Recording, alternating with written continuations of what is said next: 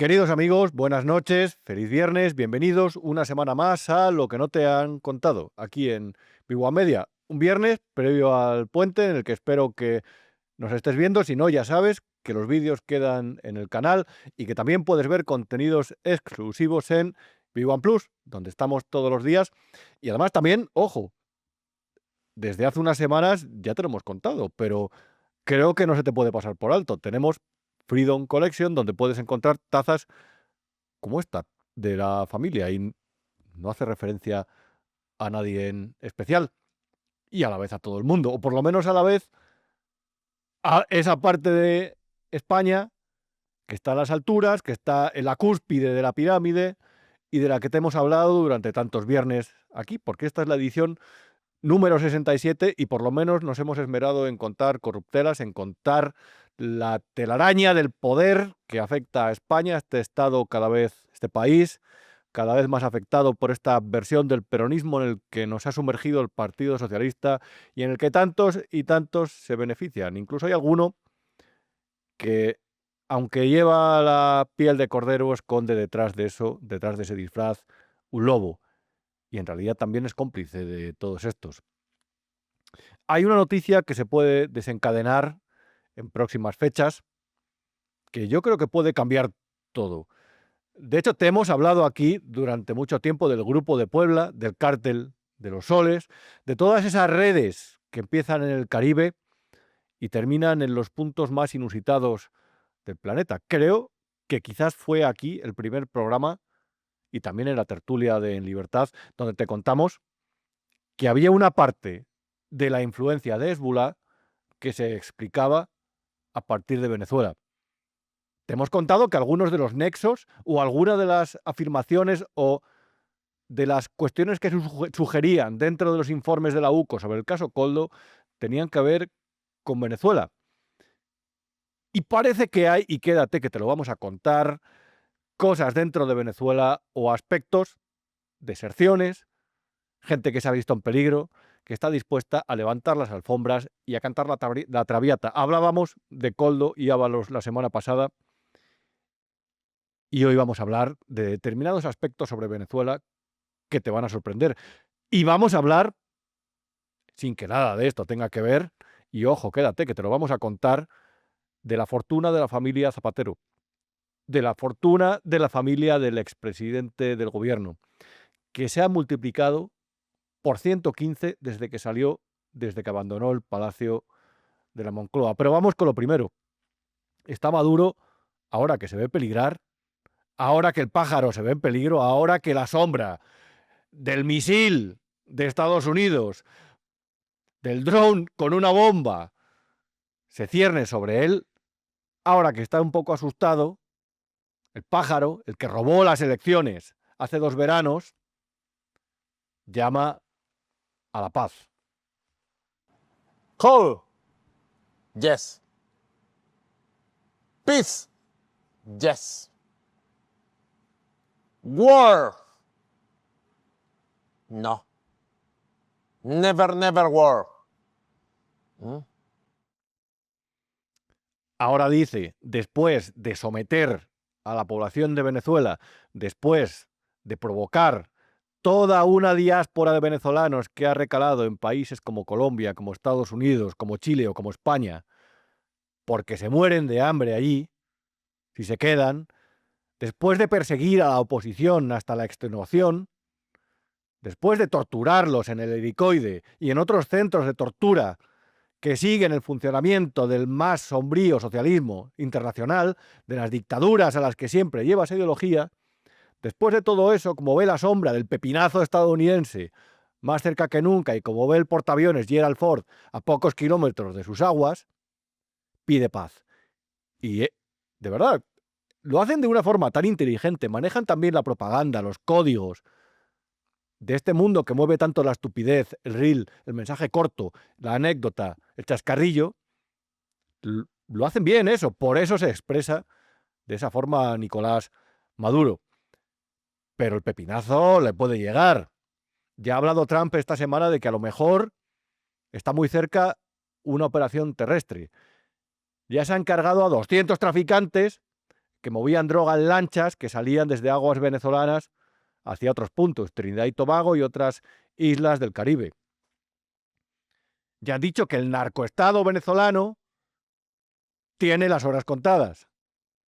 Y es evidente que hay una negociación. Y es evidente que hay gente en España que estos días a lo mejor come techo por las noches. Porque a lo mejor se destapan determinadas complicidades de las que aquí te hemos venido advirtiendo durante 2 años ya y que veremos a ver en qué quedan para aquí, para esta gente. Hay una persona, Hugo el Pollo Carvajal, el que fue el jefe de los servicios de inteligencia, del servicio bolivariano, de inteligencia mejor dicho, que según este titular del periódico ABC reflejaba, ha enviado una carta a Trump en la que se ha ofrecido, a la vista de que tiene 4 cadenas perpetuas amenazándole, a revelar, a delatar a espías, a delatar a políticos infiltrados dentro del régimen venezolano y dentro de Estados Unidos, en unos casos como supuestos opositores. Y te he hecho un resumen de esta carta que puedes ver ahí, que publicó un periódico de Dallas y que posteriormente difundieron también algunos periódicos españoles, como el periódico ABC, a través de una crónica fantástica de nuestro querido David Alandete. Esta carta estaba fechada el 2 de diciembre y básicamente lo que el Pollo Carvajal comunica al presidente de Estados Unidos en este momento tan sensible y en el que está esperando a ver si le condenan hasta 4 cadenas perpetuas, como cantan los pájaros cuando se ven peligrar. En esta carta lo que habla es de que Venezuela es un narcoestado. Lo que nos negaban aquí, gente que cobró de Venezuela como el propio Juan Carlos Monedero.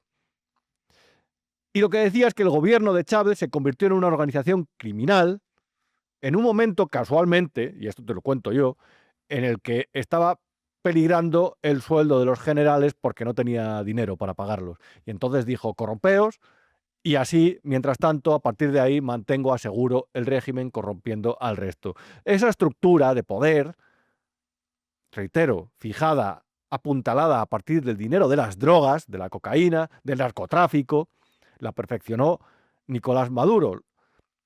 Y a partir de ahí se creó el Cártel de los Soles. Y el Cártel de los Soles se utilizó para, a través de una estrategia que aconsejaron los servicios de inteligencia cubanos. Es que esto ya se había contado, pero esto se refleja ahora a partir de, reitero, el que fue el jefe de los servicios de inteligencia del ejército bolivariano, el que le pasaba la información, el CNI de Maduro, el jefe del CNI de Maduro. Y esto ya se sabía, y decía, los cubanos nos aconsejaron que utilizáramos la droga que producíamos en nuestro país como arma de guerra para inundar las ciudades de Estados Unidos de esta sustancia y perjudicar a lo que ellos llaman el imperio estadounidense, el imperio del mal. Y por supuesto, en esa tarea tuvieron la ayuda de las FARC, el ELN, de agentes cubanos y de Hezbollah. Las redes del dinero conducían hasta Hezbollah. Y las redes del dinero también conducen hasta Irán. Y que Irán haya apoyado, por ejemplo, el desarrollo del sistema aéreo de drones de Venezuela, eso no es gratuito. Estos forman parte del mismo bando. Y cuando te advertimos de que la propaganda de los autoritarismos, y ahí está el eje, Moscú, Pekín, Teherán, sí, también está Moscú en ese eje, y también hace referencia el Pollo Carvajal a eso, cuando te advertimos de que esa es una especie de arma de guerra híbrida que utiliza la droga como forma de declarar la guerra y de dañar al rival, en este caso Estados Unidos, y en este caso también la OTAN, a través de la droga, cuando te lo advertíamos había gente que nos llamaba paranoicos y conspiranoicos. El Pollo Carvajal lo ha confirmado en su carta. Y también ha confirmado otra cosa, como que el Tren de Aragua, la banda criminal internacional, se conformó a partir de un pacto al que llegó el gobierno criminal de Nicolás Maduro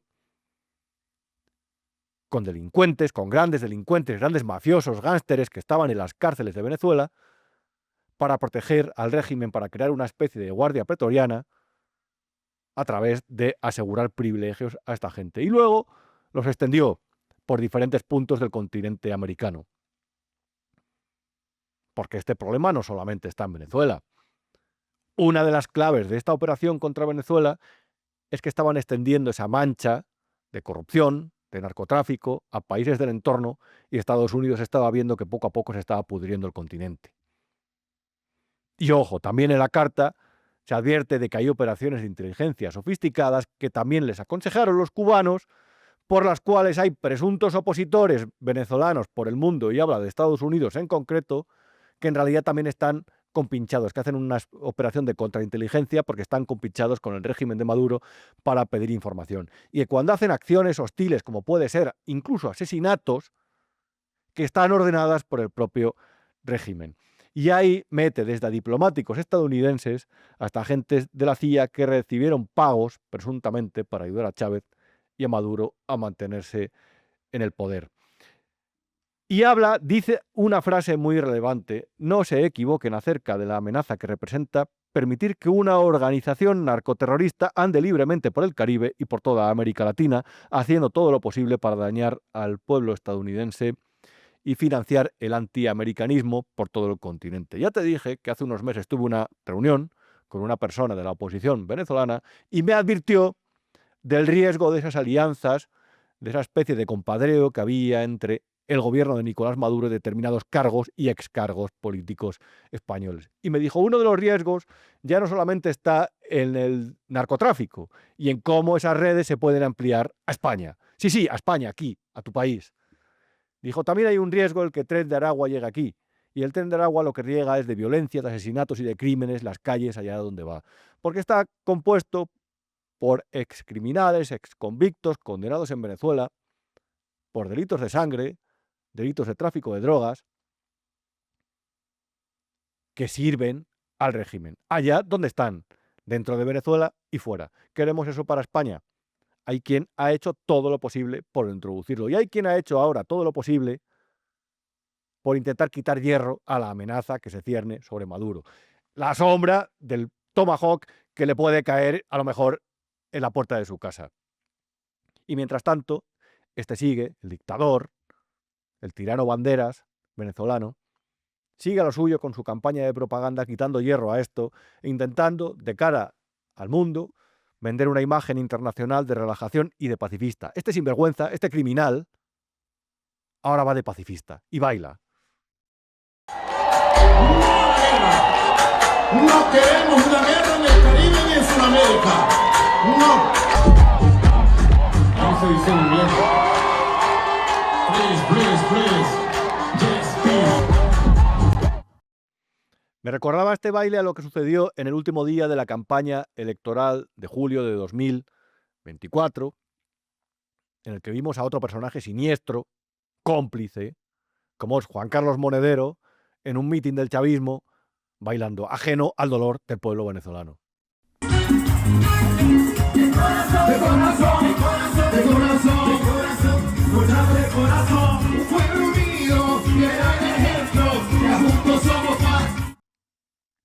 Hay muchos cómplices de esta dictadura en España, por supuesto.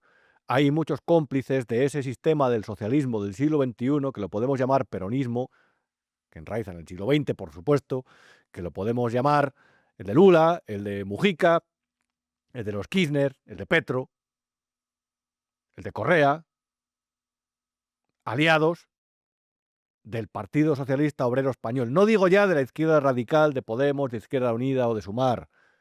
Digo del PSOE, el de Pedro Sánchez, el que anunciaba una cumbre contra el odio y la desinformación en Madrid, a la que invitaba a todos estos fenómenos, que se celebrará el año que viene.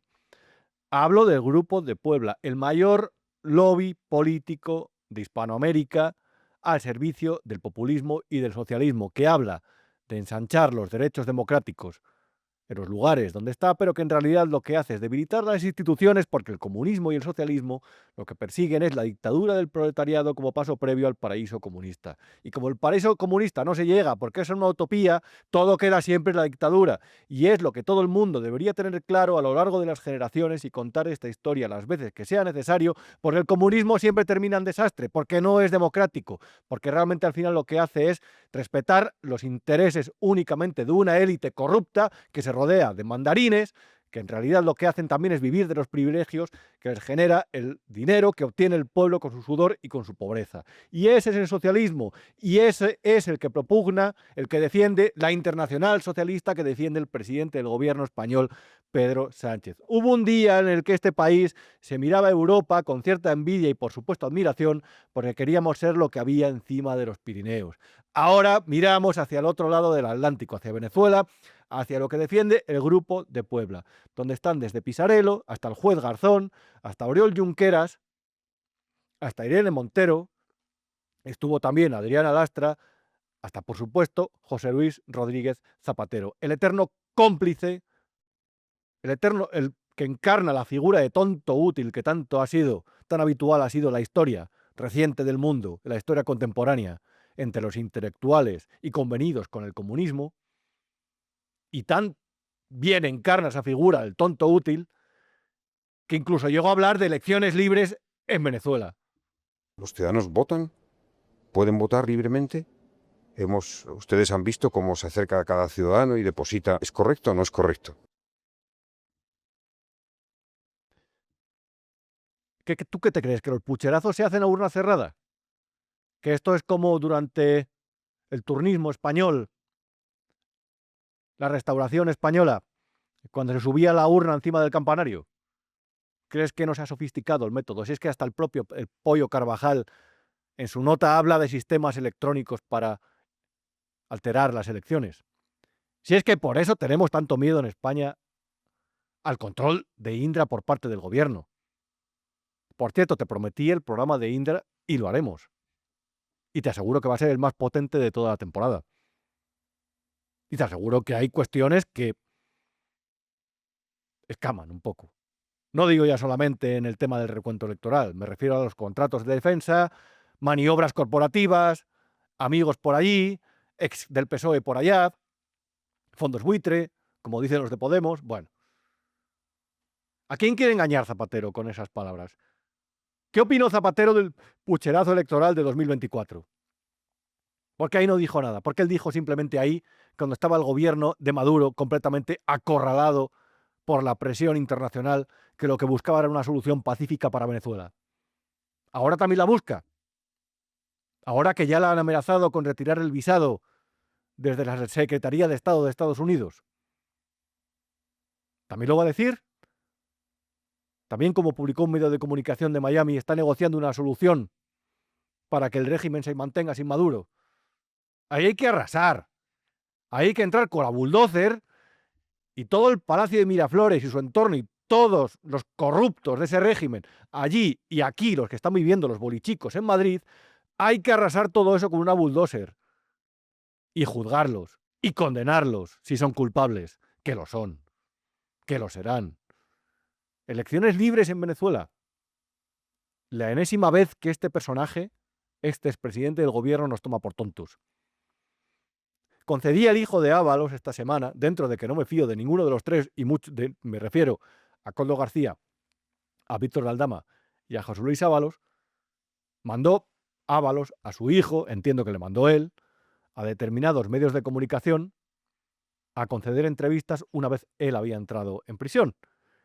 Y hay una parte muy interesante de la entrevista de Voz Populi que firma Isaac Blasco, en la que el hijo de Ábalos habla del papel de Zapatero, tanto en la cloaca del PSOE como en determinados acercamientos internacionales al eje del mal.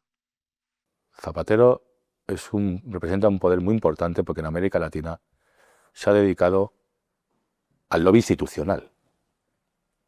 Yo creo que ahora está en la tarea del lobby empresarial a través de Acento, trayendo empresas chinas a España, rescatando empresas. Hablaba, y en concreto, como puedes ver en esta imagen, de cuestiones como, por ejemplo, la labor de los Pepiño Boys, los hombres de Pepiño, los Óscar López, pero sobre todo de Antonio Hernando y del propio Pepe Blanco, dentro de esa faceta que consistió en minar las fuerzas de Ábalos dentro del gobierno, desde el Delcy Gate, cuando el propio Ábalos empezó a ver peligrar, desde el aterrizaje de Delcy Rodríguez en Barajas, me refiero, hasta el año 2021, cuando le cesaron. Lo que decía Ábalos, a través de su hijo, y él también lo ha comentado en una entrevista, es que los Pepiño Boys, Pepe Blanco y compañía, intentaron minar su fuerza dentro del gobierno, intentando atraer a Pedro Sánchez hacia posiciones que casualmente se correspondían con los intereses del lobista de Zapatero. Llama la atención porque dentro de la entrevista, que da múltiples detalles, habla de cuestiones como, por ejemplo, que a cambio de su silencio a José Luis Ábalos, una vez que empezó esa investigación judicial, la del caso Koldo, le ofrecieron un trabajo en Acento, puestos en tertulias e incluso el pago de su defensa dentro del caso Koldo o de la trama de las mascarillas, que en realidad es lo mismo, son partes de la misma telaraña de intereses y de corruptelas, y de presuntas corruptelas, mejor dicho. Acento se crea a partir de contratos como el que se consiguió con Huawei, tanto para defenderles como lobby en Bruselas, como para hacer aquí determinados trabajos en España. Y Acento también defendió los intereses de la Embajada de Marruecos dentro del Parlamento Europeo en el intento de relajar determinadas políticas de protección de la frontera en el estrecho de Gibraltar. Ha habido una gran polémica con esa relajación y se ha culpado a Grande Marlaska de haber aceptado todo eso, de haber promovido incluso esa vigilancia en el estrecho. El propio Ábalos siempre dice que por qué no se señala a Grande Marlaska dentro de las corruptelas del PSOE, ya no solamente porque compró mascarillas a soluciones de gestión y apoyo a empresas, la empresa de Víctor Aldama, el propio Ministerio del Interior, sino también entendemos por cuestiones como la de la vigilancia del estrecho. Acento, la empresa de Pepe Blanco, en la que también hay gente ex del PP como Alfonso Alonso, que tiene narices, y que intentaron fichar a Alberto Garzón para diversificar, y él dijo que sí y luego lo negó. Aquí todos tenemos fuentes, Alberto, señor Garzón, mejor dicho. Esa empresa en Bruselas defiende intereses que no son exactamente los de España ni los de la Unión Europea. Y de esos contratos atribuye su consecución, el hijo de Ábalos, a Zapatero. Esta semana el mismo periódico Voz Populi publicaba una información muy interesante que te avanzaba al principio del programa, que decía que la familia de Zapatero había multiplicado su patrimonio por 115 desde que el leonés, el expresidente leonés, dejó el Palacio de la Moncloa en el año 2011. Por cierto, con el país en crisis, con un techo de gasto aprobado por ellos, los recortes que ahora la izquierda atribuye a la derecha, los propuso ella misma después de que Obama llamara a Zapatero una noche y le dijera que a ver si le iba a quitar todo el apoyo financiero que tenía, a ver si iba a mandar a los fondos en retirada. Ahora la izquierda intenta manipular, como hace siempre, intenta corregir la historia, la memoria democrática y afirmar que los recortes los hizo la derecha, cuando fue el propio Zapatero el que sentó las bases con la propuesta del techo de gasto, de la reducción del techo de gasto, para que se realizaran todos los recortes ministeriales que se hicieron durante la crisis económica. A Rajoy hay que culparle de ese sablazo tributario que nos pegó, que por cierto todavía sufrimos. Pero los recortes se plantearon con la izquierda en el poder. El austericidio del que hablan los bobos de Podemos empezó con Zapatero. El que ha multiplicado su patrimonio por 115 inmobiliario desde que dejó el Palacio de la Moncloa. Así está de contento él, así le da tiempo a componer poesías. El amor solo existe si es libre, si es consentido, si es querido. El amor es de las pocas cosas que sobreviven a la muerte. Qué bonito. Qué bonito, José Luis. Hay cosas que sobreviven a la muerte también. Por ejemplo, el patrimonio. Ese lo heredan. Y hay enamoramientos que duran más que otros, como por ejemplo el tuyo con Venezuela. Como él ha hablado de mí, pues yo obviamente me siento en la libertad de decir, en efecto, que he participado en esa tarea, pero que esa tarea, para que sea útil, ahora y en el futuro y en el pasado, exige la discreción. Yo sé que esto me comporta muchas críticas, las acepto como demócrata, pero es mi punto de vista, es mi compromiso, es mi tarea. Yo siempre ayudaré a que ese país pues recobre esperanza, tenga futuro. Para mí eso siempre será a través del diálogo, de los consensos. Sí. Ese país recobrará la cordura y la esperanza cuando Maduro se vaya.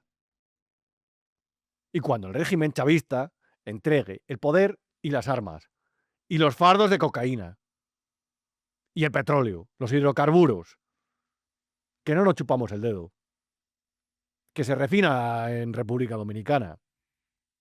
¿Y dónde va a parar? Ya hablaremos de eso.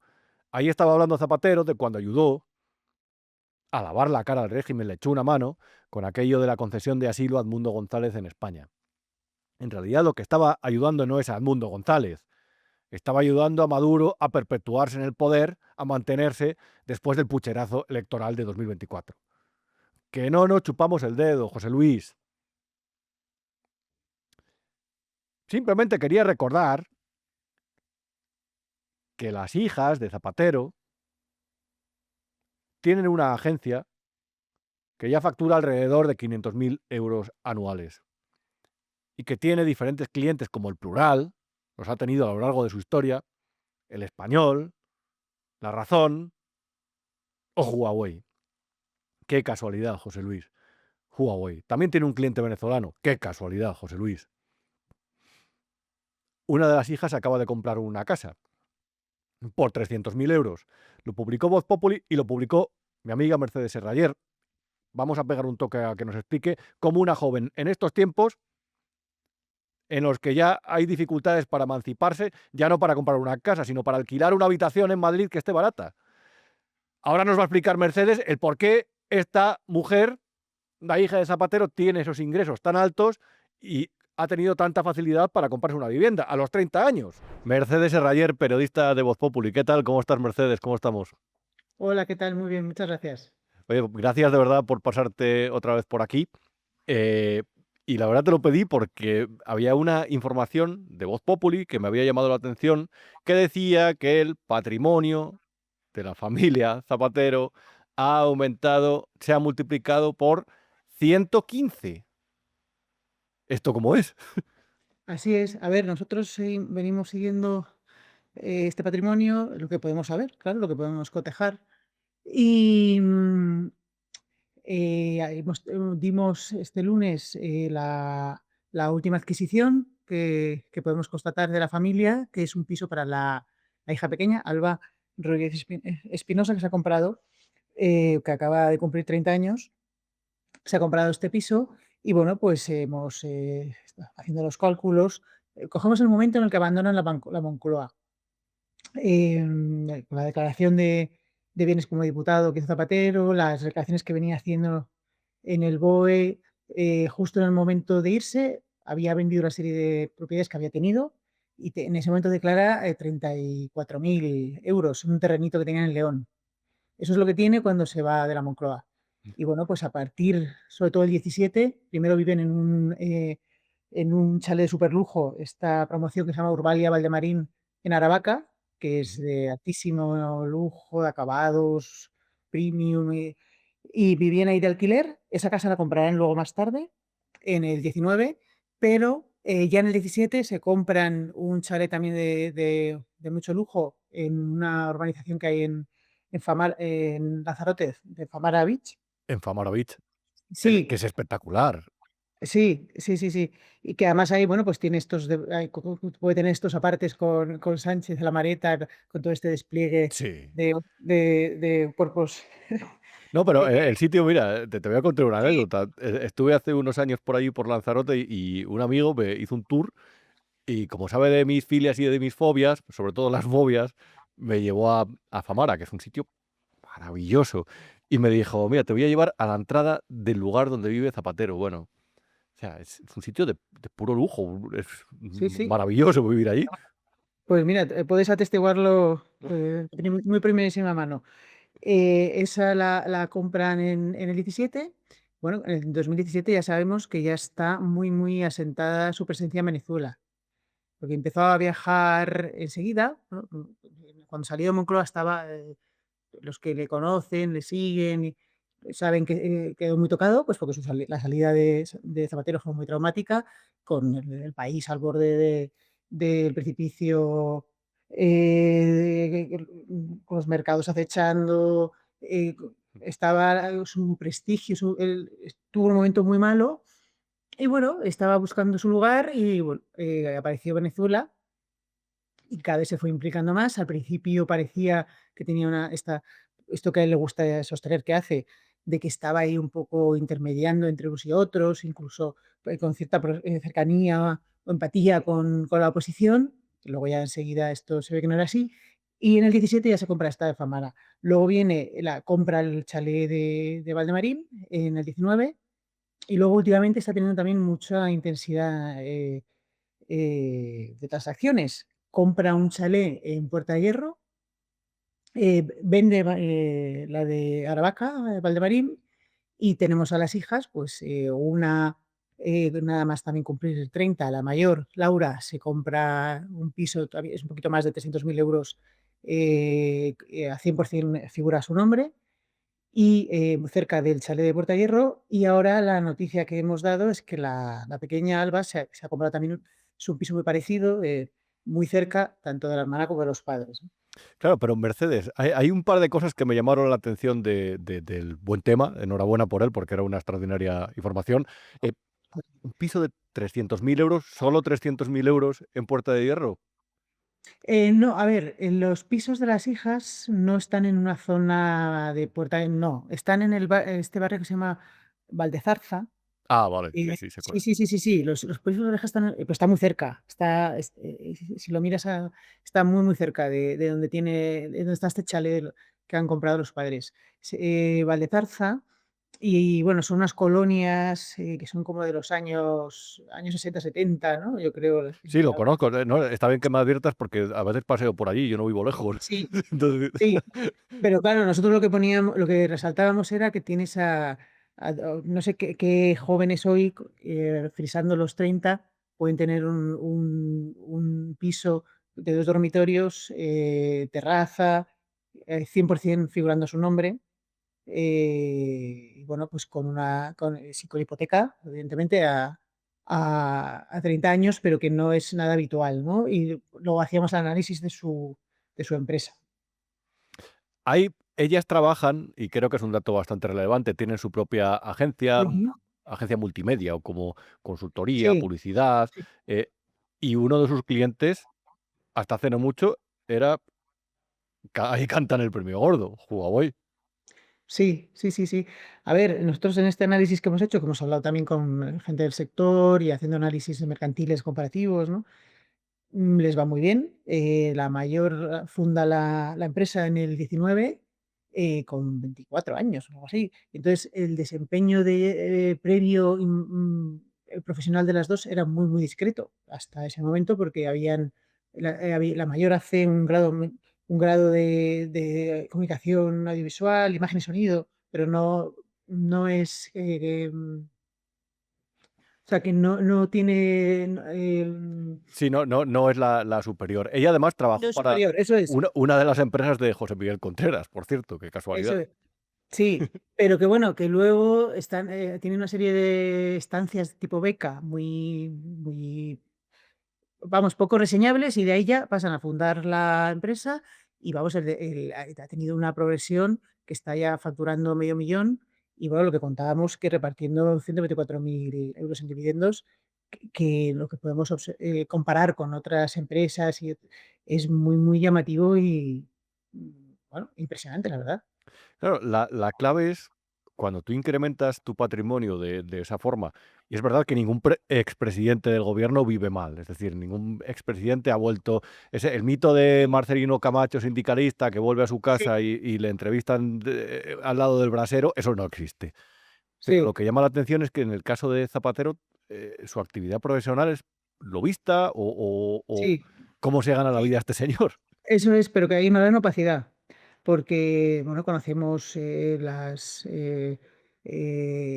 actividades de José María Aznar y su implicación con determinadas empresas y despachos, también con Felipe González. Bueno, Mariano Rajoy está su actividad como registrador, ¿no? Pero con la situación de Zapatero la opacidad es máxima. Solo sabemos que tampoco, si haces una búsqueda, no hay mucha información y es difícil de ver. Sabemos que optó primero a sueldo de expresidente y de consejero del Consejo de Estado, pero tuvo que renunciar enseguida porque nada más llegar al gobierno, Mariano Rajoy sacó una norma que le obligaba, podía parecer que ad hominem, la norma, ese apartado, que le obligaba a elegir uno de los dos, y entonces en ese momento elige el Consejo de Estado porque era superior, pero claro, luego ya empezó con toda esta su actividad esta empresarial de asesorías, y entonces sí es verdad que él mismo en 2015 renuncia al Consejo de Estado, pero no hay mucha información, entonces en ese momento se decanta por, lo que presumimos es que se decanta por el sueldo de expresidente. Pero no tenemos más información, sabemos sus actividades un poco de aquella manera de Gate Center y algunos eventos que vemos que va, pero no hay, también sabemos que sí que ha estado con CREAP, pero no hay ninguna información de qué tipo de actividad, de lo que tenga que ver incluso con conflictos de intereses, qué retribuciones tenía, no se sabe.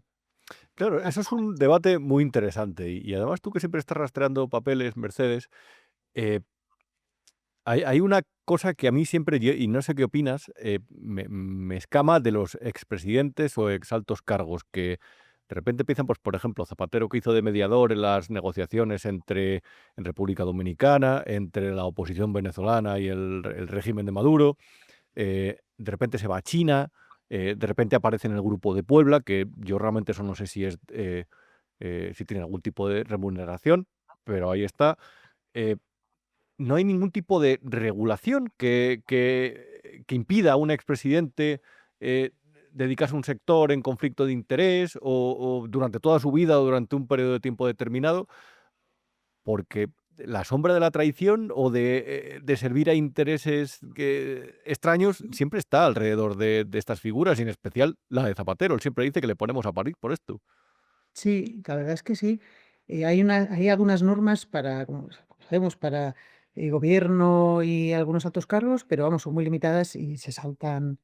Bueno, sabemos que la Oficina de Conflictos de Intereses, ahora también muy de actualidad por su desempeño respecto al conflicto de interés de Pedro Sánchez con el rescate de Europa, es muy peculiar. Bueno, precisamente la directora de la Oficina de Conflictos de Intereses fue puesta en el cargo por Zapatero, Es verdad. precisamente. Bueno, al final me estaba acordando, digo, haciendo el abogado del diablo, estaba acordando del caso alemán de este Es ex Redder. canciller,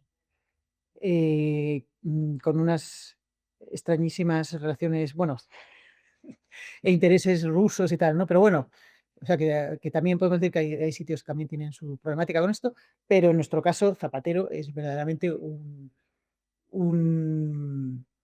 Elemento incómodo. un elemento muy incómodo. Sí, así es. En fin, veremos. Por cierto, ya para terminar, Mercedes, ¿has podido echar un vistazo a la carta, hablando de todo un poco, no quiero yo relacionar a nadie con nada, a la carta que ha enviado a Trump el Pollo Carvajal? No he podido, pero voy corriendo a hacerlo. Voy No corriendo a está mal, hacerlo no está mal. Te lo y bueno, recomiendo. ahí tenemos eso. No sé si tenemos más tiempo, pero solo decir que ya sabéis que el pollo sí que quiso contar este tipo de cuestiones aquí y se le extraditó corriendo a Estados Unidos. Al Interior lo mandó corriendo. No mostramos mucho interés en que nos desvelara cosas sobre Zapatero.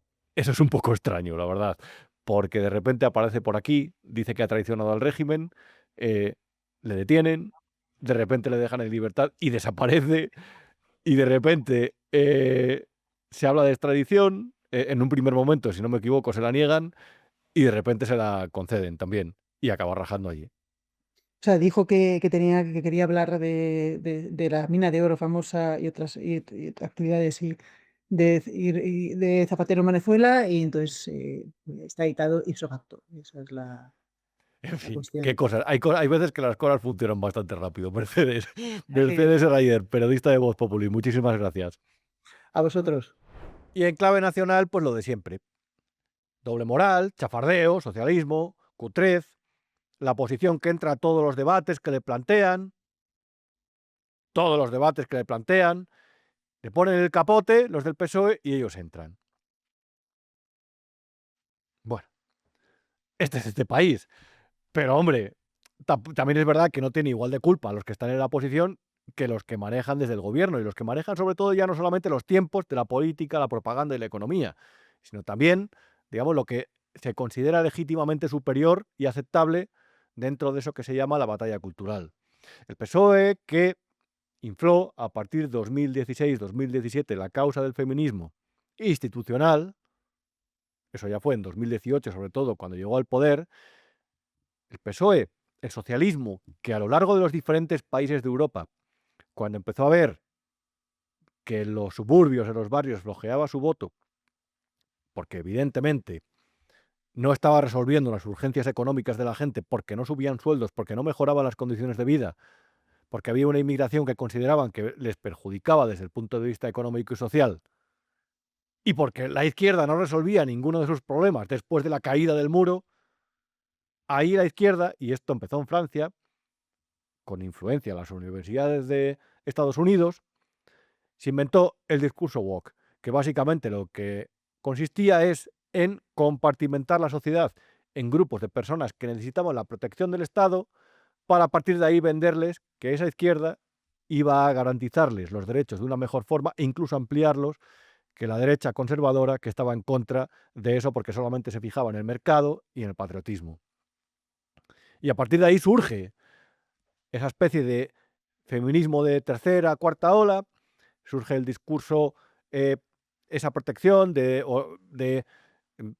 que no sé cómo llamarlo, de los trabajadores, colectivos de todo tipo, y a partir de ahí, por supuesto, se empieza a inflar una burbuja que en el año 2018-2019 alcanza su cenit con aquellas marchas del 8M que se convirtió en una especie de movimiento de referencia ideológica nacional. Había que significarse y había que hacer realmente lo que el partido institucional del poder, rodeado de Podemos, entonces considerara. Marcaron normas morales, introdujeron un nuevo puritanismo, hablaron de micromachismos, hablaron de derechos que había que ganar, inventaron una serie de narrativa o un discurso que les situaba en un escalafón por encima del pobre español que no sabía muchas veces ni siquiera de qué le hablaban.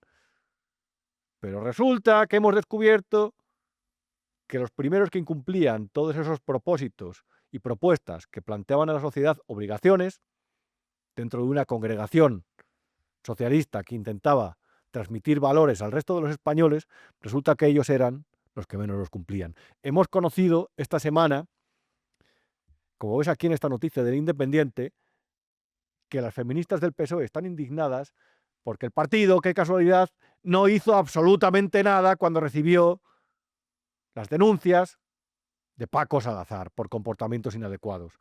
Esta exclusiva, y hay que reconocérselo, la publicó el diario.es, el de Escolar, la firmó Esther Palomera y creo que Enrique Monrosi, si no me equivoco, y se publicó antes de aquel Comité Federal del PSOE en el que iban a elegir a Paco Salazar de vicesecretario de organización, junto, por cierto, a la mujer de Antonio Hernando, que hemos nombrado antes. Y claro, ahí dijeron, esto canta mucho, porque a Paco Salazar, por ejemplo, le podemos enviar al hipódromo de la Zarzuela sin que tenga ni pajolera idea de caballos, a pagarle un sueldo de 6 cifras y tenerle contento, como enviamos a Óscar López a Paradores o a Serrano a Correos, y ahora a Pedro Saura. O como enviamos a Rosa María Mateo a RTV para mangonear esa casa como quisiéramos. O a Angélica Rubio también a RTV. ¿Que Paco Salazar no sabe de caballos? Bueno, ponle ahí, ya está. ¿Qué más da? Son empresas públicas. Da igual que pierdan dinero, como pierde el hipódromo. Da igual que sean un desastre. Da igual que la nueva aristocracia socialista, los domingos y los sábados en las carreras de caballos, estén los reservados día sí día también. Eso es nuestro. Somos socialistas, gobernamos, nos pertenece. Manda Paco.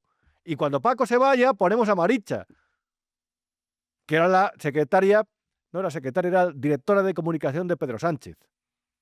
Es de los nuestros, hay que dar un sueldo público. El Estado nos pertenece. Tú pagas, tonto, contribuyente, tú pagas, autónomo, y esto ya lo gestionamos nosotros, pero lo gestionan nuestros amigos, porque ¿quién mejor que un socialista va a gestionar el dinero público?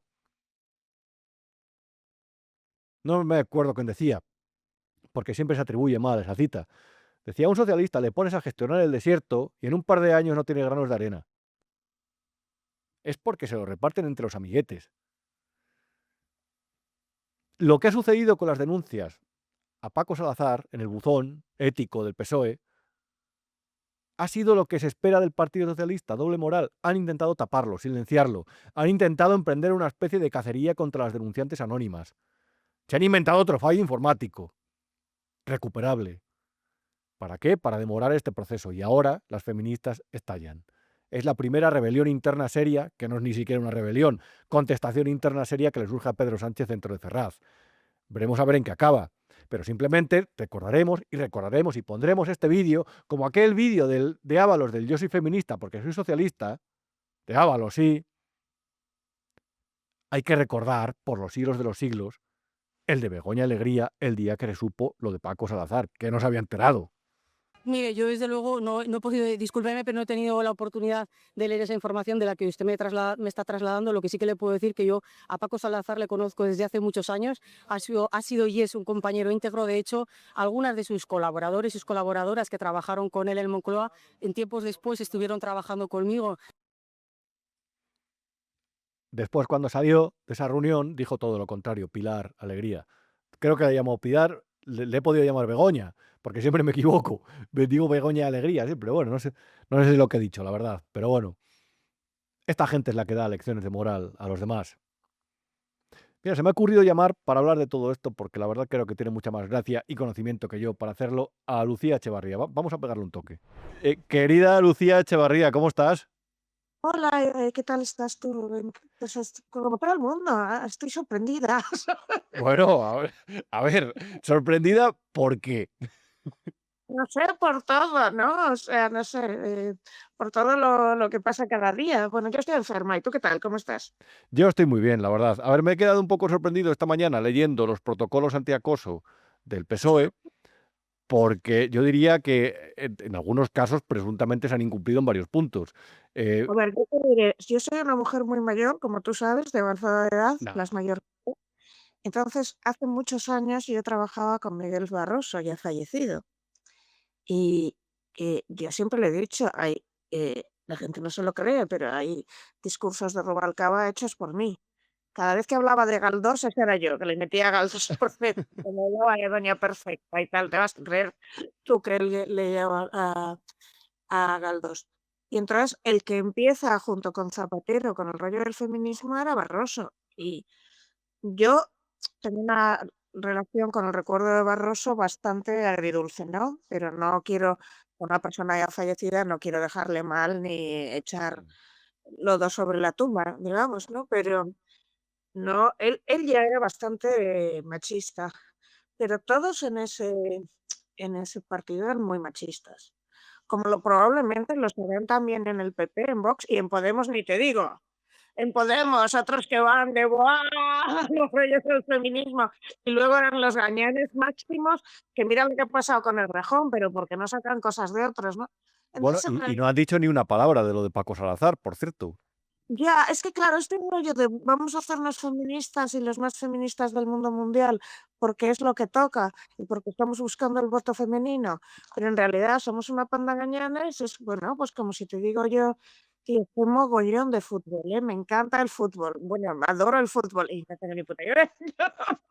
Pues entonces después va a salir, entonces era gente que bueno, mira, vamos a ver, el típico señor que entra en un partido en España es alguien, pues eso, paje, entró en las Juventudes Socialistas con 17 años, Pedrito Sánchez también, que lo metió papá, ¿no?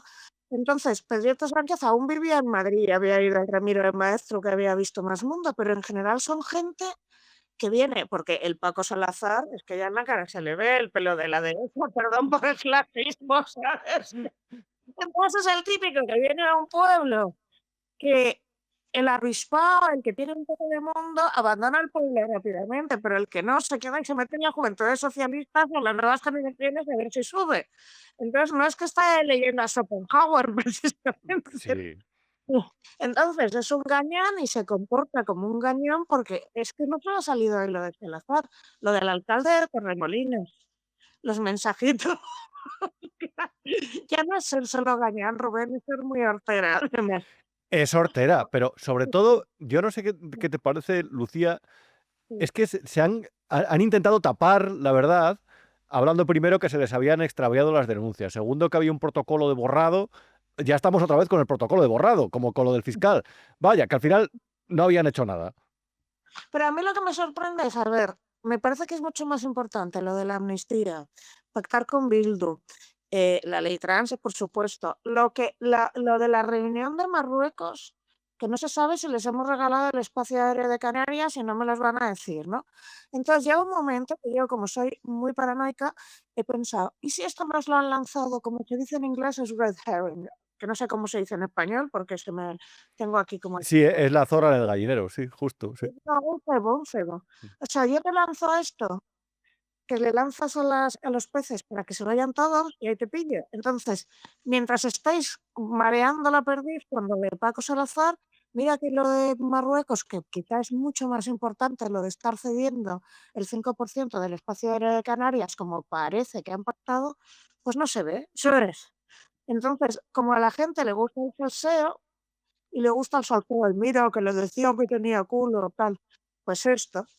Entonces, también yo alucino con estas mujeres, o sea, a mí me da mucha pena porque además puedo entender cómo sucedía, porque, quiero decir, esto es mucho más tarde, pero eso yo lo he vivido.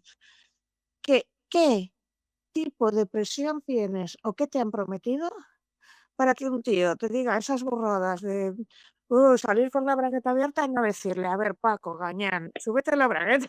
¿Sabes? O sea, no decirle nada y estar todas atemorizadas. ¿Qué tipo de presión tenía que haber allí o qué tipo de vete tú a saber? Porque yo creo que cualquier persona con un mínimo de libertad, tienes a un jefe que te hace eso y ya, o sea, hay protocolos antiacoso en todas las empresas. Lo grabas o haces algo, ¿sabes?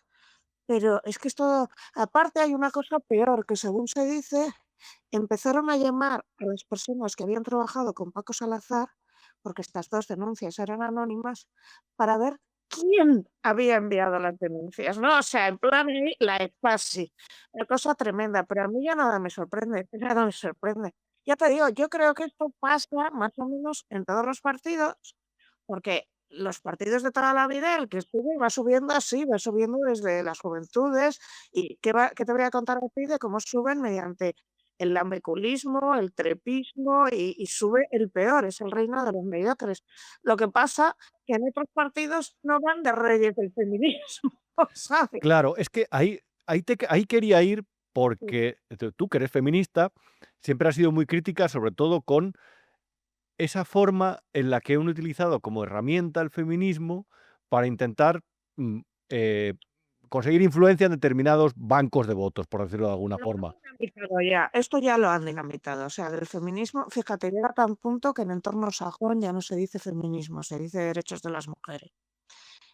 Porque la palabra feminismo le han desvirtuado el sentido y cuando alguien dice soy feminista, tú no sabes si es que le gusta que las mujeres lleven burka o que les gustan otras cosas, ¿sabes? Mm. Pero sí, ellos intentaron toda esta operación para ganar votos y para ganar un caladero de votos y también para hacer una red clientelar muy grande que se hizo.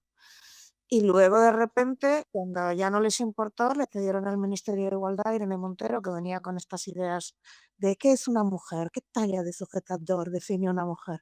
Y ahora les da todo igual porque cualquier persona que te diga que el hijab es una cosa súper empoderante, tiene de feminista lo que llegue Charlize Theron, obviamente, ¿sabes? Entonces es algo que ya habían abandonado. Yo te vuelvo a repetir que yo me imagino el nivel de presión que puede haber allí si estas personas no se atrevían a denunciar y segundo, si llamaban a la gente para averiguar quién había puesto esto. Pues ya te digo que en una redacción normal, yo qué sé, en una redacción de Big One, tú sales con la bragueta abierta y te pasas delante de mí y yo me descojono primero y luego te digo, súbete la bragueta y ya está, y ahí queda la cosa, ¿no? Pero si tengo tanto miedo que no pueda ni hablar de esto, ¿cuál es el ambiente? O sea, ¿qué ambiente tóxico hay ahí para que esto sea así? ¿Sabes? Claro. Bueno, tú fíjate, hay un momento, yo no sé qué te parece, porque tú analizas muy bien las cosas, Luciana, en ese sentido, pero sale lo de las conversaciones de Koldo con Ábalos sobre las prostitutas. y de repente Pedro Sánchez da una rueda de prensa después de que había salido todo el escándalo de Servinavar, Navarra, y Pedro Sánchez empieza la rueda de prensa pidiendo perdón a las mujeres. Y al día siguiente hace un acto rodeado de mujeres que a mí siempre me recordaba a aquella corrida de toros de Jesulín Dubrique en la que estaba la plaza llena de mujeres. Pero es que al día siguiente intenta colar a Paco Salazar como si no supiera nada, haciendo que no sabe nada, de secretario de organización del partido, de vicesecretario. Aquí hay alguien que nos está tomando un poco el pelo y a mí no tengo mucho pelo para tomarme. Por ejemplo, esto que has contado de lo de Jesulín en la corrida es lo mismo que hace nada ha hecho el PP cuando ha puesto a Jaime de los Santos el 25 de noviembre con un montón de gallinitas detrás. Y ya no es que se ponga él y largue ahí lo que largue, es que ningún asesor les ha dicho, chavales, que esto se va a hacer viral, que estáis cavando vuestra propia tumba. O sea, es que claro, como la gente que va entrando, cada uno. Es esta ley, creo que es el principio de Peter, que cada uno es más inútil que el anterior para no deslucir al que tiene arriba, ¿no?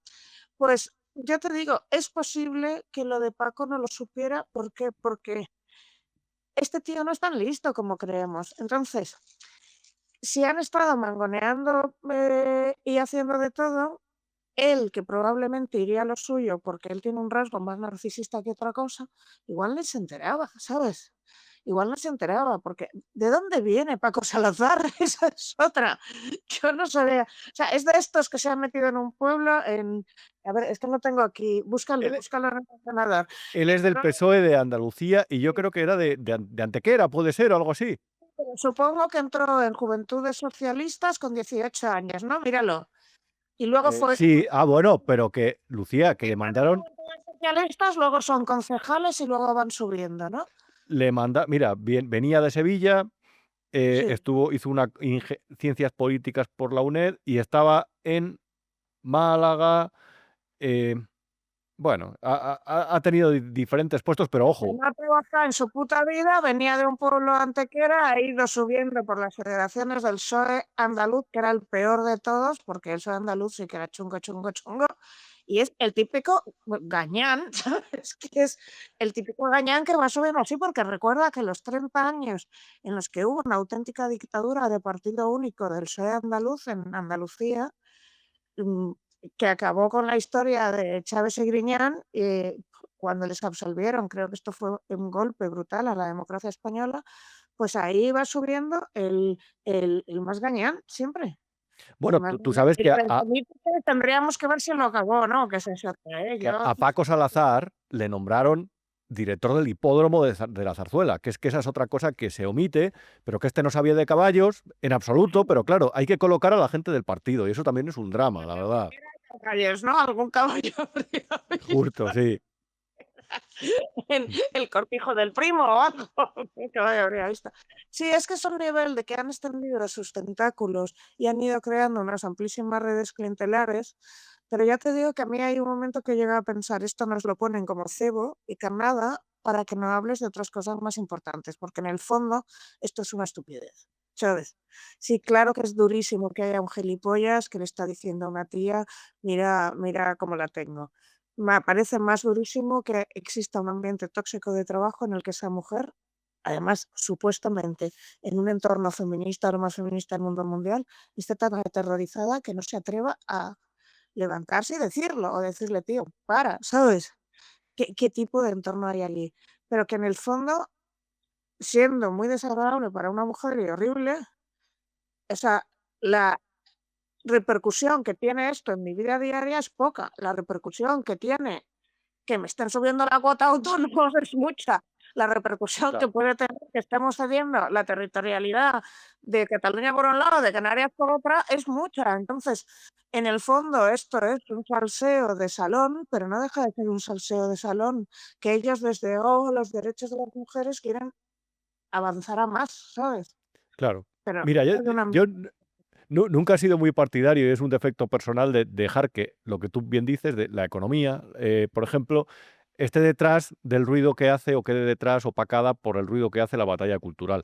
Pero es verdad que hay determinados puntos, y ahí te quería preguntar, de esa batalla que se ha librado, tú lo has librado y tú lo has pasado mal por librar esa batalla, pero poco a poco eso se va despejando, el tiempo va pasando y va haciendo como justicia, por decirlo de alguna forma.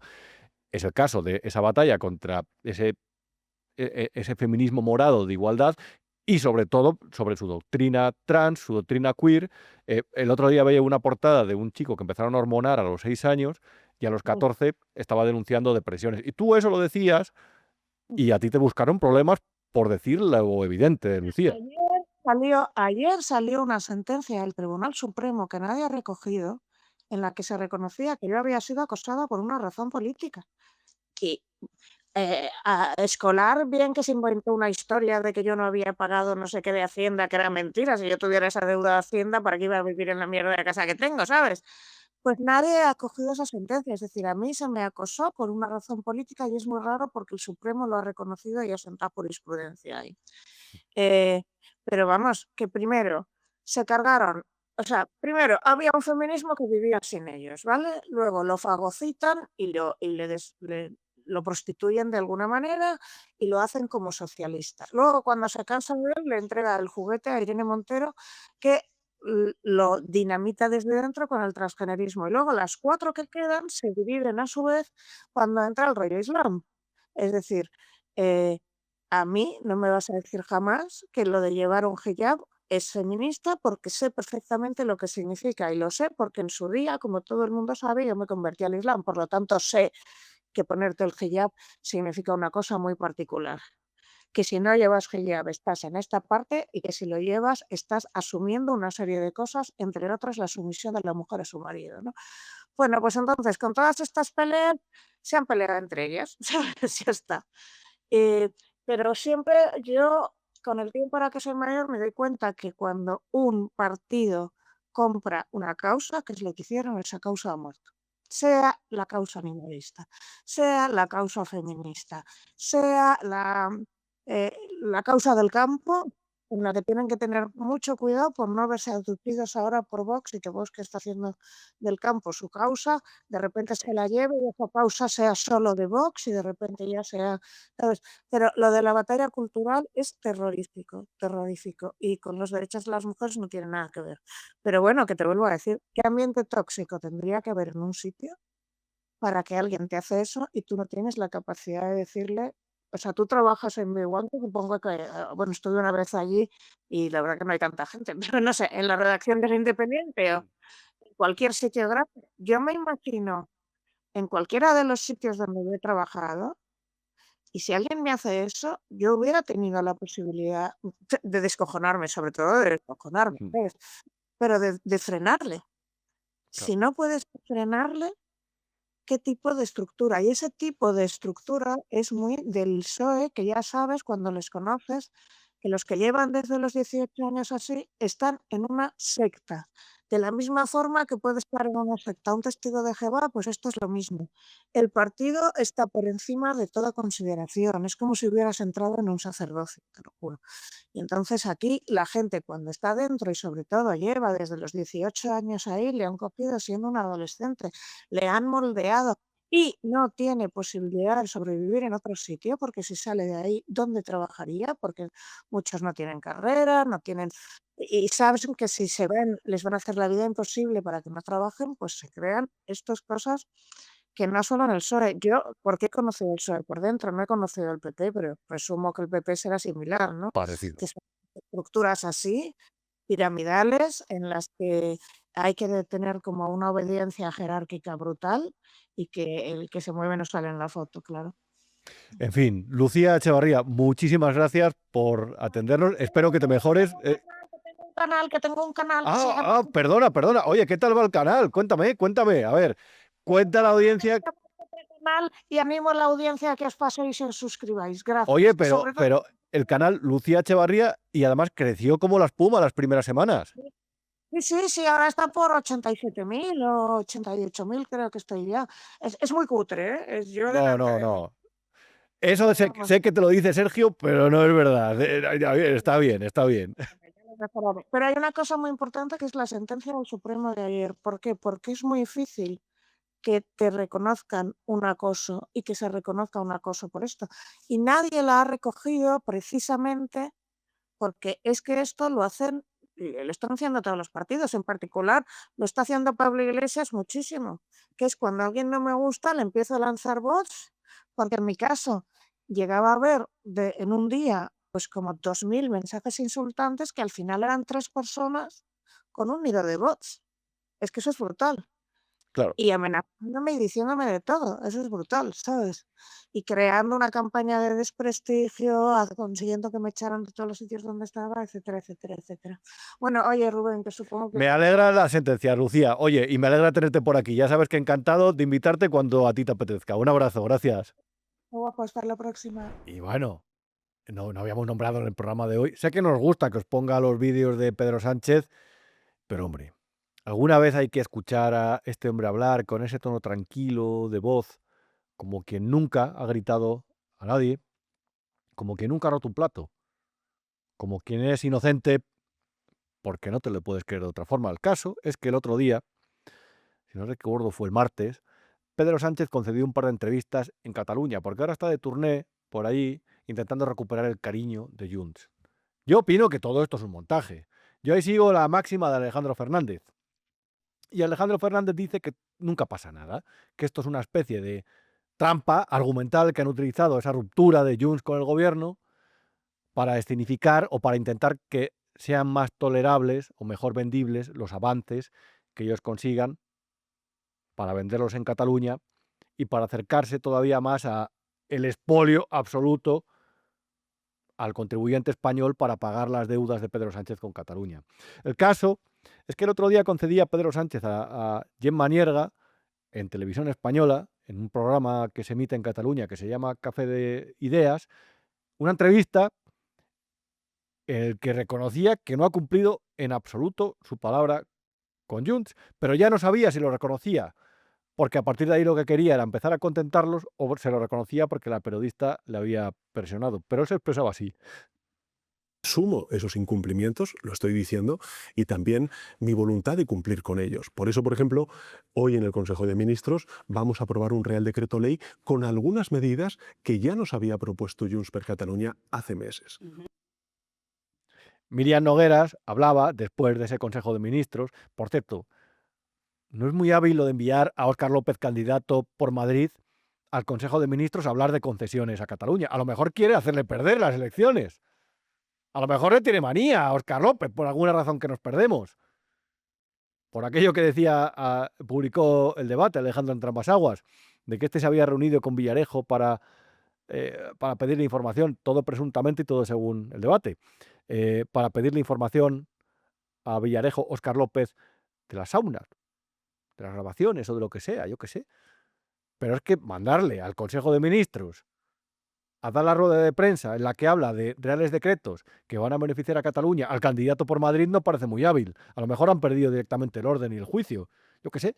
O a lo mejor ya es que hacen lo del chorrafuerismo, es decir, como nos creemos los amos del cotarro y como en realidad nadie nos va a parar o pensamos que somos inmunes al daño que nos pueden producir nuestros actos, hacemos lo que nos dé la gana y sin consideraciones y sin ningún tipo de cuidado ni piedad, iba a decir. Pero bueno, que después de esa rueda de prensa, Míriam Nogueras, la portavoz de Junts en el Congreso de los Diputados, dio otra y dijo: Pedro, que no te creemos, que no queremos nada contigo. A Junts som allà on érem. Som allà mateix on érem la setmana passada. Són els socialistes qui han bloquejat la legislatura amb els... Vamos, traducido, que no quieren nada con Pedro Sánchez, que no se lo creen, que ha incumplido todo y que ellos siguen en sus 13 de bloquear el legislativo y bloquear todas las leyes y presentar enmiendas a la totalidad a todas las que presenten o hay en tramitación porque no se fían de Pedro Sánchez. La verdad es que no fiarse de Pedro Sánchez parece la postura más acertada a la vista de sus antecedentes. Hay todavía millones de votantes que se fían de él por miedo a que viene la derecha, que viene el lobo o porque todavía le consideran el mejor presidente que ha tenido España en décadas. Pero bueno, aquí lo que nos preocupa es un poco esta maniobra. Esta es una maniobra estratégica, no lo es, que persiguen hacia dónde vamos, de dónde venimos, qué nos va a pasar, cuánto más nos van a meter la mano en el bolsillo. Vamos a llamar a Xavier Rius, que seguro que nos lo va a explicar bien. Querido Xavier Rius, ¿cómo estás? Bien, no tan bien como tú. No, no tan bien como Carles Puigdemont o como Junts, que Como siempre están Jun. ahí mareando la perdiz. Oye, mira, bueno, por cierto, te diré, por cierto, a la gente le volveré a recordar que en Rius TV puede ver tus vídeos.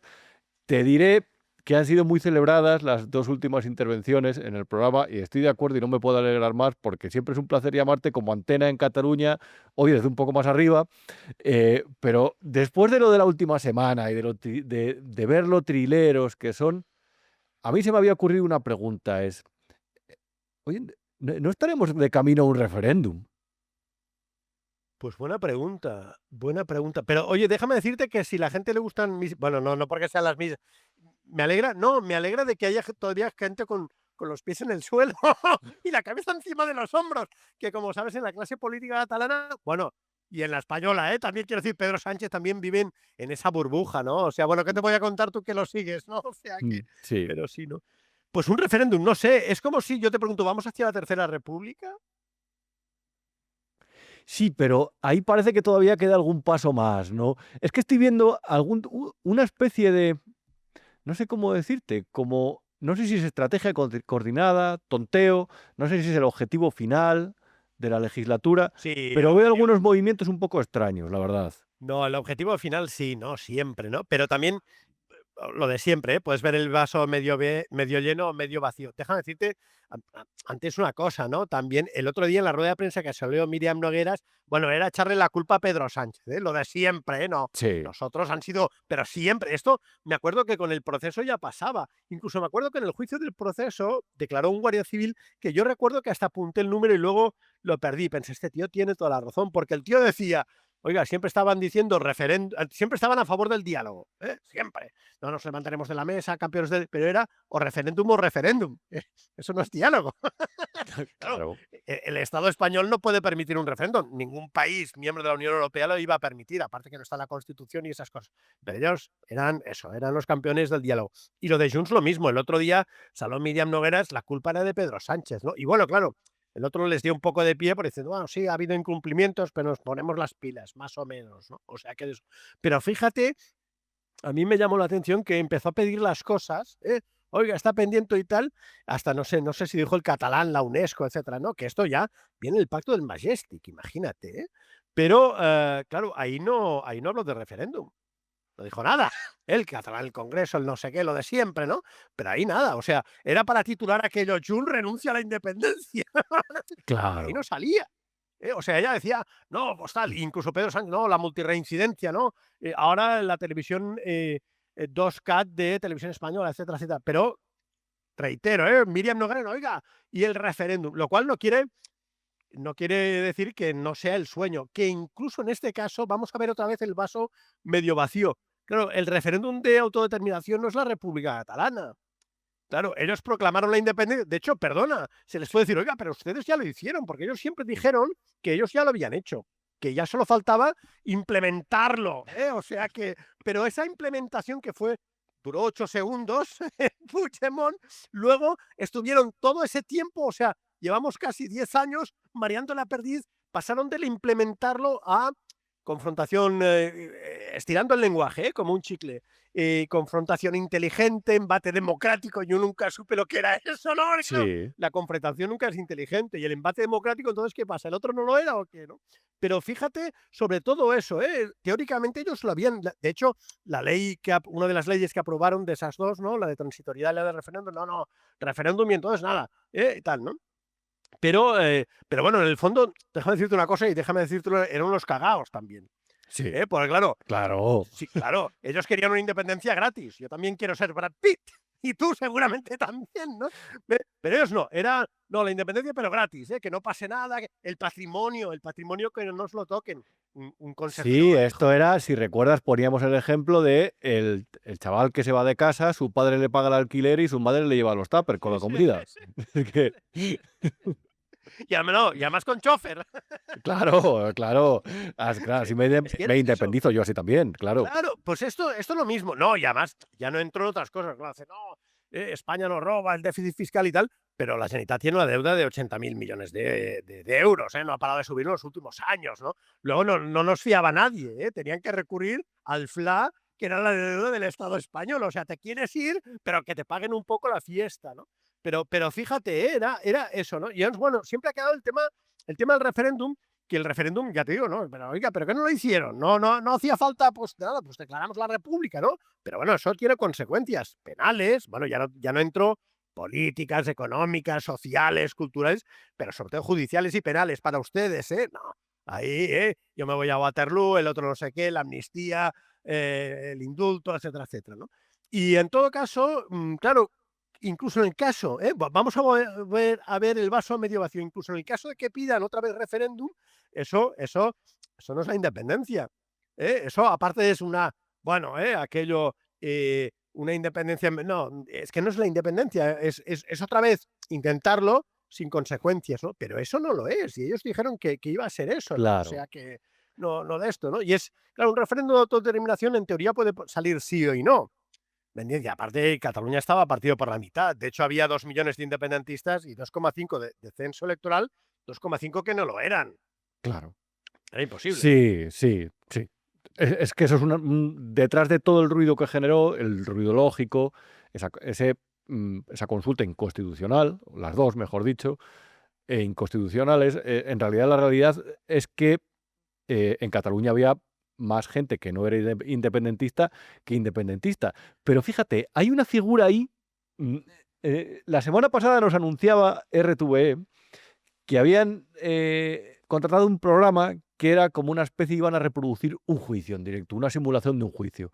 El presentador es un periodista muy joven que se llama José Luis Sastre, que está con Ángeles Barceló en la cadena SER todas las mañanas, y colaron de tapadillo que la productora se llama Abacus. Pero claro, Abacus es una productora a la que le han pagado 2,7 millones de euros, que es de Oriol Soler. Sí.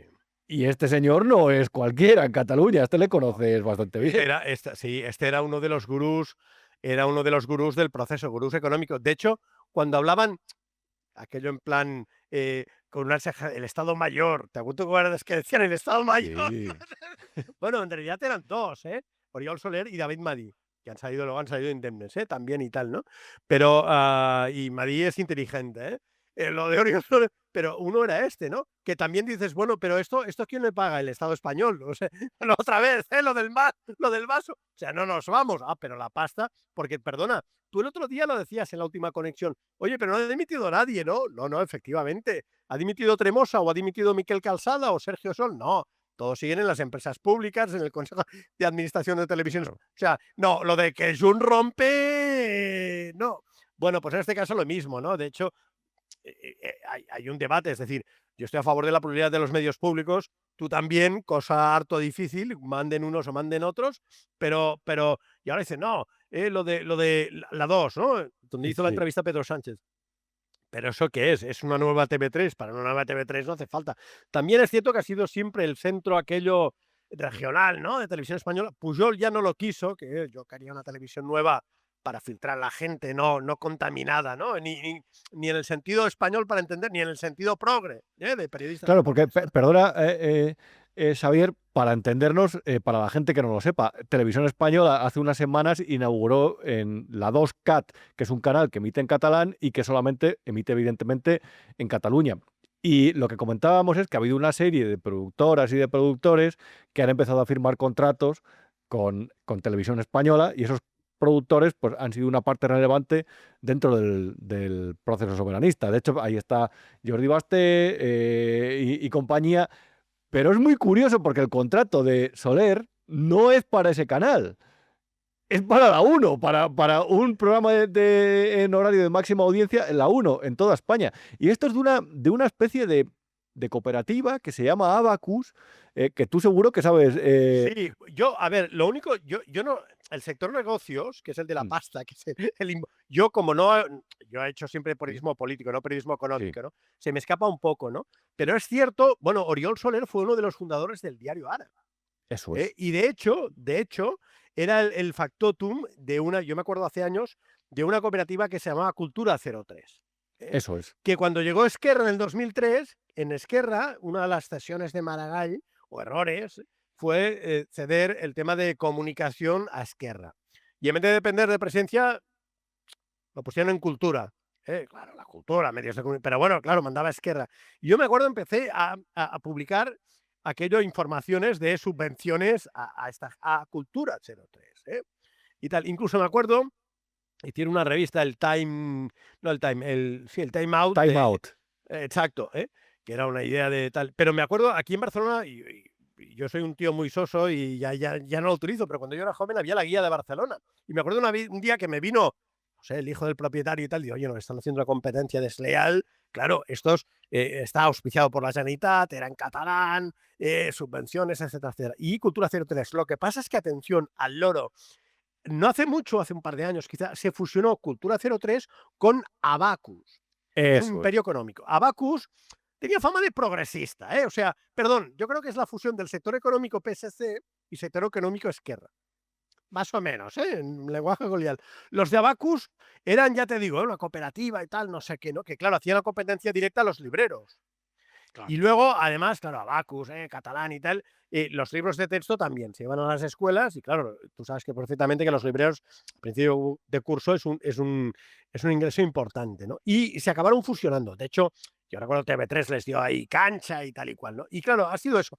Y me parece que el minoritario era Cultura 03, pero la cara visible ahora es como decías, Oriol Soler, ¿no? O sea que, y es eso. Es más, yo me acuerdo hace muchos años y publiqué aquello que Abacus había invitado a un dirigente socialista en unas elecciones a hacer una charla y me llamaron, oye, no, sí, bueno, pero hemos invitado a todos los partidos, ¿no? Pero me sorprendió porque era una nota a pie de página y tal, ¿no? Supongo porque tenían el remordimiento de que eran etiquetados como socialistas o prosocialistas. Claro. Bueno, pues ha habido las fusiones de los dos, digamos, de los dos sectores negocios, de tanto de PSC como Pero de ¿tú te acuerdas, Xavier, cuando fue aquellas elecciones plebiscitarias, que creo que fue en septiembre de 2015, y el periódico de Cataluña se opuso a la independencia? Es decir, avisó de los riesgos de declarar la independencia. Y de repente a este señor y su entorno les entró manía persecutoria contra el periódico de Cataluña, les hicieron un boicot, les redujeron un 42% cada año la publicidad institucional, que casi quiebra el periódico por todo esto. No, y sí, bueno, no solo eso, pero yo recuerdo a Lluís Llach, que era, claro, sino que, vamos, que no sé si veía que había cerrar el periódico, pero que era españolista y tal. Llach la emprendió con el periódico y La Vanguardia, aquellos periódicos que en esa época ya estaban aflojando o no lo veían, claro, pero... Claro, y bueno, y que, o sea, que aquello más de una vez, aquello, cuando seamos independientes hay que pasar lista, ¿no? O casi hay que hacer los juicios de Nuremberg, casi, ¿no? Más o menos, ¿no? O sea que... Sí, no. Bueno, así ha terminado. Es lo que te decía. Yo cuando me dicen, oye, a la gente le gustó, bueno, pues me alegro, ¿no? Porque hay gente que tiene los pies en el suelo. Aquí decías esas cosas y yo pensaba, yo me sentía, perdón, como con toda la distancia, como Don Quijote, ¿no? Ahí peleando contra los molinos, ¿no? Pues decías cosas así. Hostia, pero esto no saldrá bien, oye, no, pero... Tal, no, bueno, ya no te digo lo que te decía, ¿no? Butiflé, tal, no sé qué, etcétera, etcétera, ¿no? Pero parece inaudito, ¿no? O sea que se embaló sobre todo, hombre, por la prensa, ¿no? Y por gente como Oriol Soler, ¿no? Ahí, claro, echando leña al fuego, ¿no? Y dando... Claro, y luego también estaba el otro Soler, Tony, que es el productor de Polonia, que hay gente que le gusta mucho ese programa, me parece bien. De hecho, hay sketches en el pasado que me llegaron a hacer cierta gracia. Pero claro, que eso cuesta un dinerito.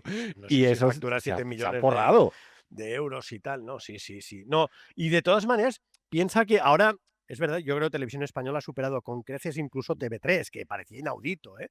Pero TV3 fueron pioneros en estas cosas, porque empezaron a politizar toda la parrilla, ¿no? Es decir, antes era aquello, te metían un gol, yo qué sé, en informativos, ¿no? En un programa de viajes que presentaba el Miquel Calçada, que salió, él normalizó un poco la estalada, ¿no? Porque llevaba una estalada aquí, una chaqueta con la estelada aquí, ¿no? Sí, bueno, una pequeña predicción. Miquel Calçada está contratado como consejero en Televisión Española ahora y cobra un sueldo aproximado de 125.000 euros al año, como toda la gente del Consejo de Administración. Hay gente que siempre cae de pie, es decir... Sí, no, y creo que lo juró la Constitución. Pero bueno, no, dice que va a dimitir ahora en protesta por Hombre, claro. Pedro Sánchez. Vamos, ya verás.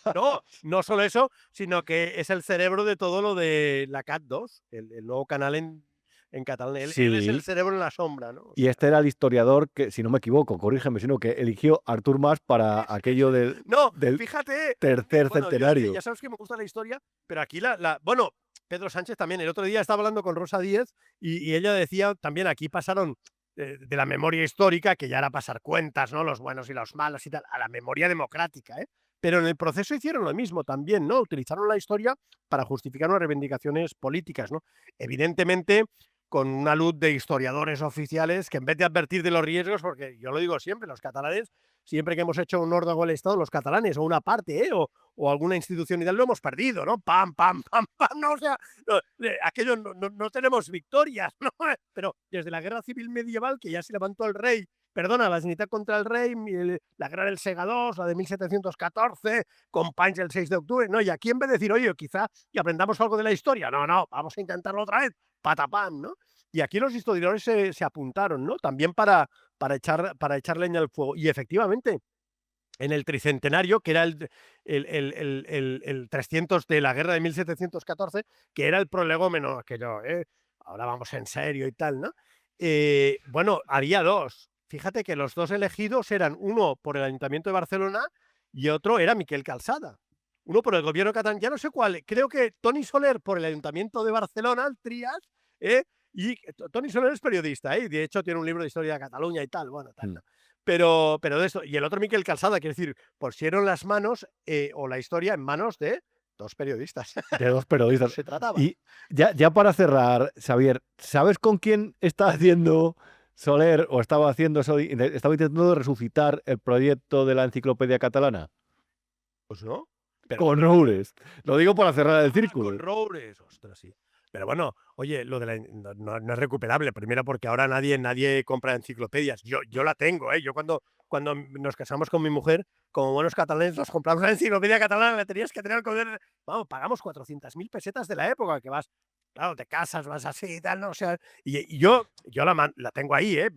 Ni siquiera en el comedor de casa. Pero yo he ido a algún contenedor de papel y he visto volúmenes de la enciclopedia catalana. Me sabe mal decirlo, es que no la quieren ni los libreros, ¿verdad? 25 volúmenes, ya no está actualizada, etcétera, etcétera, ¿no?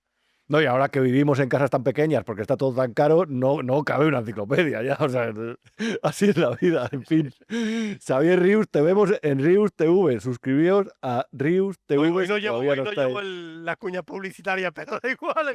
Gracias por el autobombo. Gracias, un abrazo, Xavier, muy amable. A 2.cat. Bueno, y tú tampoco. No, tampoco. Adiós. Y ya sabéis que desde hace unas semanas no hay viernes que no termine con esta sección que es vuestra. El pueblo es sabio. Sabéis además que os planteo una pregunta en el canal de Telegram y a partir de ahí podéis responder. Estoy abrumado porque cada vez son más mensajes y cada vez son debates más constructivos. Reitero, no modero nada. Os expresáis con respeto, con mucha gracia algunos. Además, os agradezco mucho las buenas palabras que siempre tenéis hacia mí y hacia el trabajo de esta casa. Y esta semana planteaba una pregunta y es, el otro día en la entrevista a Gemma Nierga, que nos ponía antes Iván Valencia, por cierto que está una semana más aquí a los mandos, en esa entrevista le preguntaba a la periodista, a Pedrito Pedro, si él sabía de esa vida disoluta o de determinadas actividades que parece ser que seguía José Luis Ábalos en su vida privada. Yo no sé a cuál se puede referir, pero bueno, hablaba de actividades en abstracto. Seguramente lo sepas tú mejor que yo. Y os pedía opinión al respecto. Y me comentabais así las cosas. Yo voy a ser muy franco con respecto a la pregunta que ha hecho Rubén. Si uno es presidente y ha llegado hasta allí porque ha confiado con su amigo y no sabe cómo es su amigo, es muy tonto. Rubén, entiendo que lo sabía, por supuesto que lo sabía. Y no solamente por la amistad, que bueno, por la amistad puede ser que de alguna forma algo se le escapara, pero es que hay una evidencia que es que los ministros son de alguna forma y principalmente por su seguridad vigilados desde el Ministerio del Interior. Entonces es muy difícil que parte de su escandalosa vida no se supiera. Hola Rubén, yo quiero discrepar hoy. Yo creo que es posible que Pedro Sánchez diga la verdad con respecto a Ábalos. Yo estoy seguro de que Pedro Sánchez no se ha molestado en conocer profundamente a nivel personal absolutamente a nadie desde hace 30 años o 20. Es un señor que va por la vida tomando lo que puede, aprovechando lo que puede y utilizando a quien puede. Y mientras que yo creo que él sabía de sobra qué tipo de persona era Ábalos y qué tipo de intereses tenía, sí que creo que es verdad que él desconoce a nivel personal a Ábalos. Respecto a lo de si conocía la forma de actuar de Ábalos, estoy segurísima de que sí. Tenía conocimiento de ello y bueno, lo aceptó y lo asumió hasta que ya pues la cosa se fue de madre. Respecto que si no es lo que era, evidentemente ya no es lo que era, pero también es verdad que eso a él le viene muy bien, muy bien. Es verdad que está más delgado, parece más demacrado, el maquillaje ayuda mucho a esto, y eso es una imagen que a él le viene muy bien, porque así pues sus votantes pues siempre va a recibir por parte de ellos el pobrecito Pedro, lo que le están haciendo sufrir, los jueces estos que son tan malos, que no hacen más que buscarle corruptelas donde no las hay, fíjate cómo está demacrado, qué delgado está, este hombre lo está pasando fatal, tenemos que apoyarle, en fin. Puesto que Sánchez mentía cuando decía no conocer ciertas facetas de la personalidad y de la vida de Ábalos. Claro que las conocía. Tiene más de 600 asesores solo para él. Según The Objective, tiene más de 600 asesores solo para él. Por favor, no seamos ingenuos.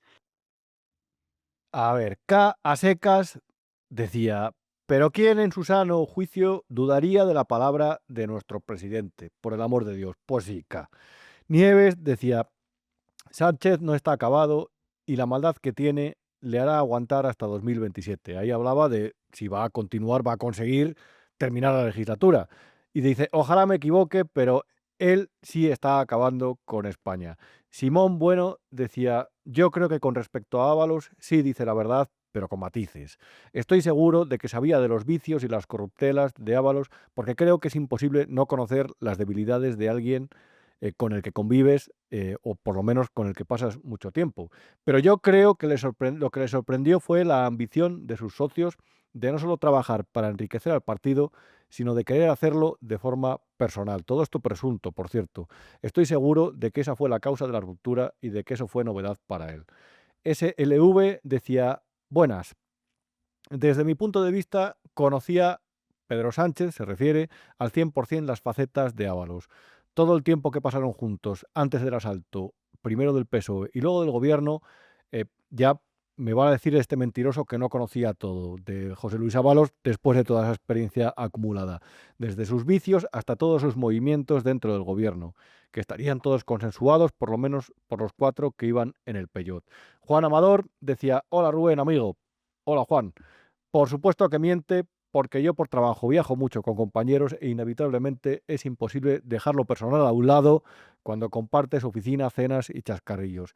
Eso no se lo cree ni él, más aún siendo no solo compañeros de trabajo, sino también de partido. Y luego dice una cosa muy graciosa aquí.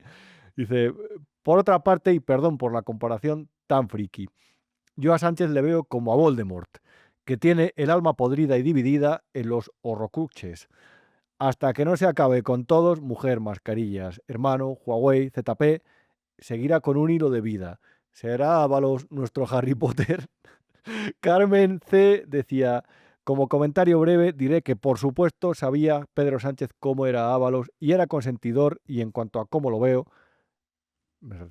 se refiere aquí a si va a seguir hasta 2027, dice que por supuesto y que va a recurrir a cualquier cosa. Metafóricamente morirá matando.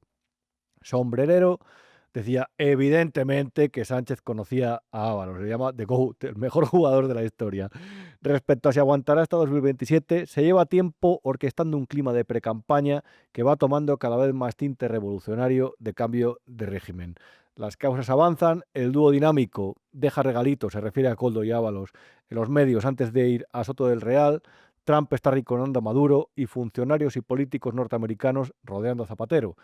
Y al clan de Acento. El Supremo condenó a García Ortiz, Junts está haciendo difícil la permanencia de Pedro Sánchez y a la vez Silvia Ros está muy fuerte, así que vamos a ver qué sucede y si nos adelanta las elecciones.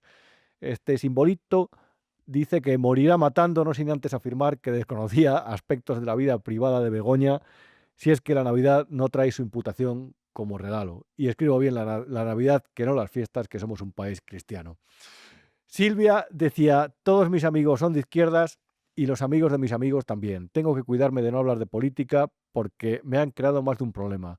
Bien, algunos pasan de política y no se enteran de nada. Los otros sí hablan, defienden al PSOE y a lo mejor no tanto a Sánchez, pero sí el PSOE y Diario. Esto es lo típico de los votantes socialistas. Bueno, en realidad de cualquier partido. Cuando el líder está desgastado, ellos dicen que les votan por principios. En el caso de los socialistas, alcanza el paroxismo, alcanza, digamos, la fidelidad sectaria en algunos casos. Pero bueno, tampoco les vamos a atribuir solamente ese mal, porque en un país polarizado en el que la política se toma de esa forma, en la que parece que uno apoya al partido político como si fuera su religión o su equipo de fútbol, se tiene que ver de todo. Y desde luego hay gente que se piensa que el partido, tan corrompido como el PSOE, le representa. A lo mejor le representa porque también es un corrupto. Pero hombre, a lo mejor también lo que sucede ahí es que hay escasa autocrítica por parte del que afirma eso. En fin, amigos, fin de semana largo, puente, nos vemos la semana que viene, el próximo viernes. Recuerda que tenemos con importantes descuentos tazas, sudaderas, camisetas en freedomcollection.es, página que te recomiendo. Recuerda que seguimos aquí en Vivo Media cada día, que hay contenidos durante todo el fin de semana. Recuerda que también nos puedes ver en Vivo Plus. Suscríbete al canal, pulsa la campanita para que te lleguen alertas de nuestros contenidos. Y recuerda que el próximo viernes, sin falta, volvemos aquí. No faltes a la cita en Lo que no te han contado, Vivo Media. Gracias, buenas noches, feliz fin de semana. Adiós.